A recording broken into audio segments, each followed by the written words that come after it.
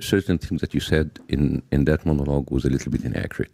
Yes, they were treated badly in Europe. They were treated badly everywhere else. They were not treated badly in Spain because that was under the Arab rules. Of course, they were. What do you mean? It was called the Spanish Inquisition. Yes, Look it up. Yes, sir. The Spanish Inquisitions was done by the Christians against Muslims and Jews together. Okay. Muslims and Jews were sitting But together. it happened, is what I'm saying. What I'm saying is, before the Spanish Inquisition, Jews lived in the courts as ministers and as poets, as scientists under the Arab rule in Andalusia.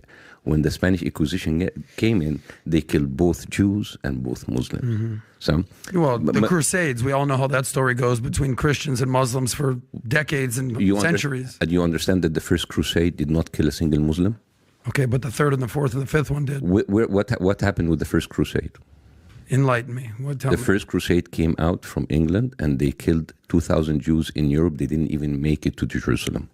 This is how bad the Jews were treated by the Christian Europeans. And as a matter of fact, Jews did not find refuge unless they found it in the Arab countries. I'm not saying that they were perfect, but if you compared what the Jews were enduring in Ukraine and Russia and in Western Europe and how they lived in Baghdad and Egypt and Morocco, they were much better. But this validates the whole point of why the Jews need Israel, because every country they go to, they're going to be run out of town or killed. At the very least, they have their own country, so they could say, at least we have safety here.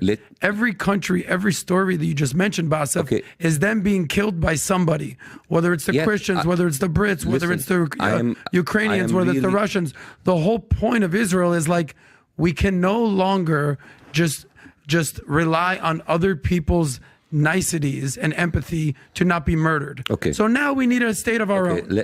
You understand that? I understand. Let me continue. Yes or no? So all through these years, they were living peacefully, relatively under the Arab rule.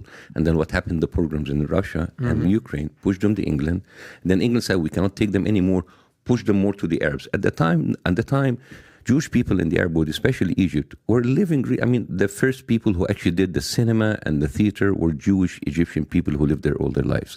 Jews, Christians, and Muslims were living.